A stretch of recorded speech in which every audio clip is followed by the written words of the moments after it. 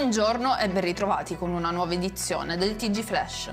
In apertura un'operazione antidroga a Trapani denominata Lockdown, che ha portato oggi all'arresto di 10 soggetti, di cui 6 uomini e 4 donne. Sono accusati di far parte di un'associazione criminale a gestione familiare, dedita al traffico di droga nel quartiere popolare di San Giuliano.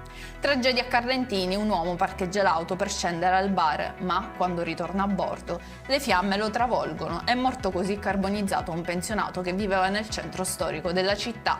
Rimaniamo nel siracusano: non ce l'ha fatta l'uomo di 68 anni, residente ad Avola, rimasto coinvolto in un incidente stradale avvenuto ieri pomeriggio tra Melilli e Augusta. L'uomo viaggiava in compagnia del figlio ventenne quando il loro veicolo ha sfondato il guardrail ed è precipitato in una scarpata. Una donna lotta tra la vita e la morte a seguito di un'esplosione in un edificio a Mussumeli nel Nisseno. A chiamare i soccorsi è stata la stessa donna, che adesso si trova ricoverata in gravi condizioni al centro Grandi Ustioni dell'ospedale civico di Palermo.